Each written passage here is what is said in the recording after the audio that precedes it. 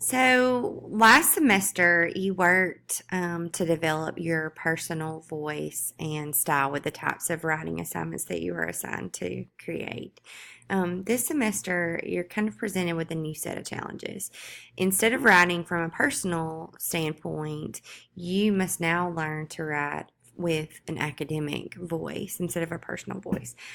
This voice is the one that you're going to continue to use throughout your college career, so it's important that you learn the fundamentals of it this semester in order to carry it successfully on. So the skills and the techniques that you're going to learn in 102 are going to benefit you in your literature level courses, which everybody is required to take, your history survey classes, in which you have to do, in any other class really that requires you to analyze text and formulate some kind of written response. But it's not easy. Being successful in this course is going to require a much greater commitment than you were asked to do last semester. It's going to be crucial that you read the assigned text. You cannot wing these assignments, quizzes, and the essays by just winging it. You're not going to be able to pull it out of thin air. You can't write about what you think or what you believe is happening or occurring. You have to have the basis of knowledge that's going to come from reading the text and from our in-class discussions and lectures. Okay, so it's going to push you and challenge you in ways that you really haven't experienced before. Okay, to be successful, you're going to have to read. You're going to have to read critically and without emotion and bias, and that's kind of hard to do if you like to read.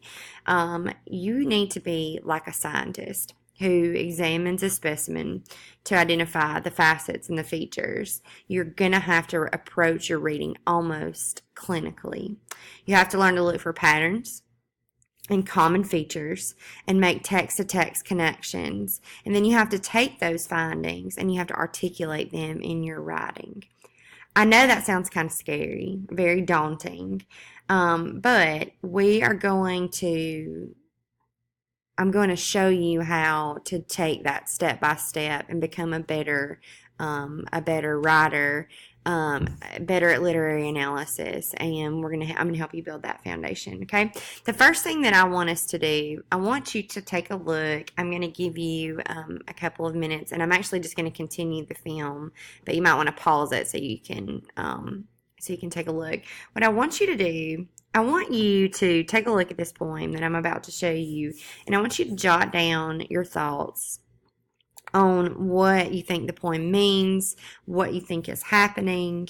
I'm going to go ahead and pause it, take you a couple of minutes, and we will continue on our discussion in just a moment. So let me make this bigger so that you can see. So you have just a couple of minutes, take a pause, and yeah. Oh, sorry.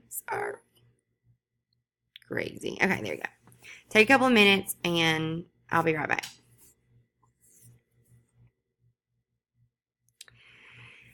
So before we kind of discuss the poem within itself as a whole, um, obviously, if I were to look around my classroom and I look at all the different people that make up this class in particular, like my point of view about what's happening in this poem is going to be different than what you feel is happening in this poem. We may have similar ideas, but you read it through a different lens.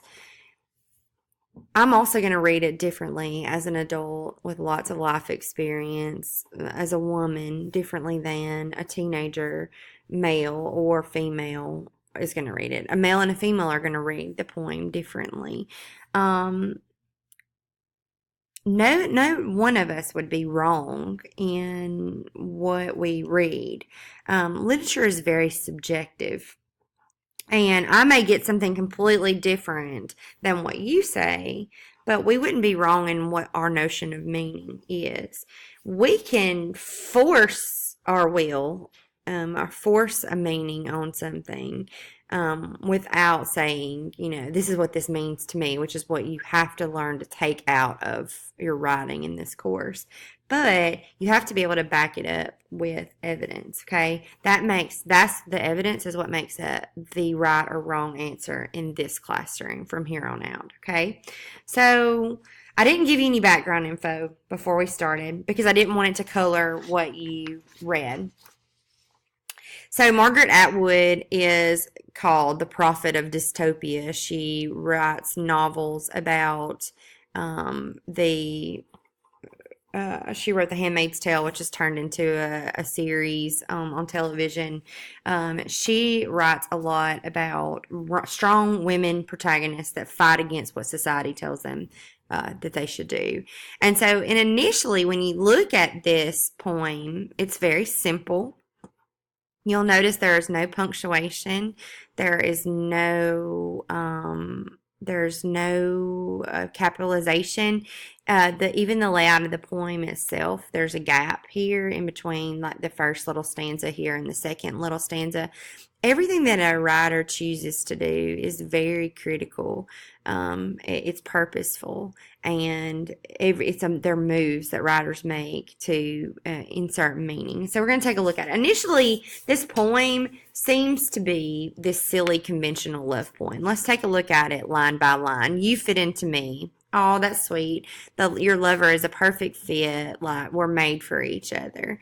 Then she says, like a hook into an eye. So an eyelet is kind of a closed fastening device, or if you've ever seen it on a door, it's literally like a little round grommet thing, and the hook kind of latches into it.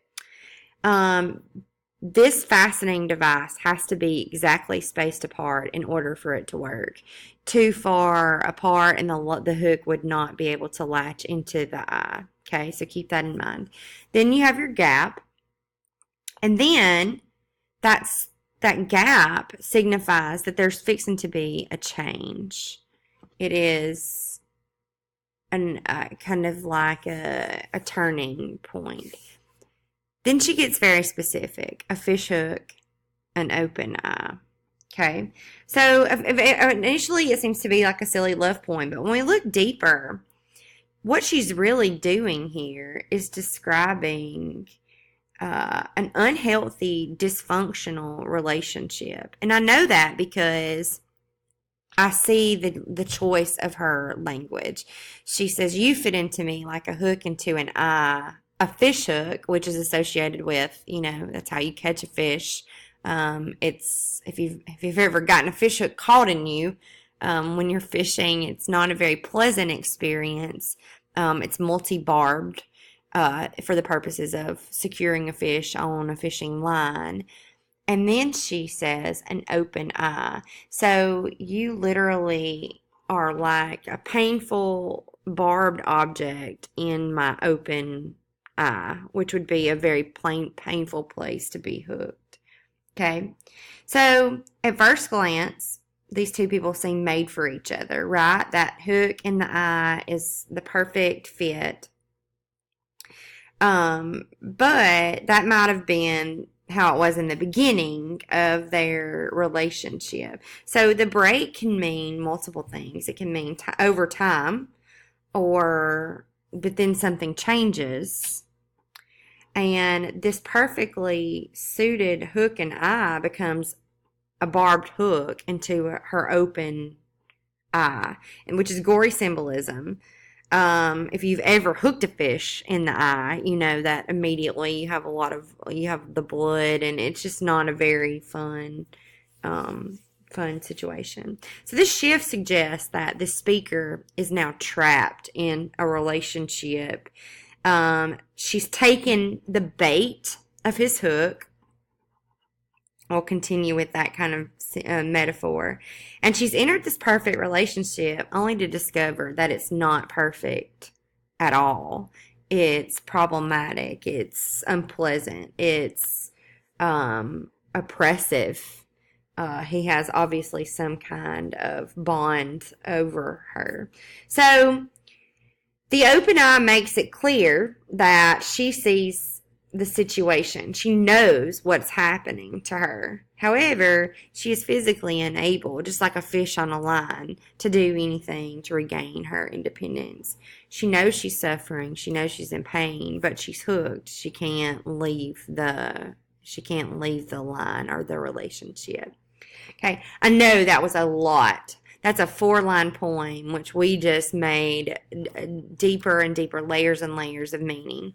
But those are the kinds of things that you're going to have to learn to do if you're going to be successful in our class. Okay, I want to show you how to find your academic voice as um, opposed to your personal voice, which we wrote with last term. So I'm going to end this video and I'm going to start on the academic voice.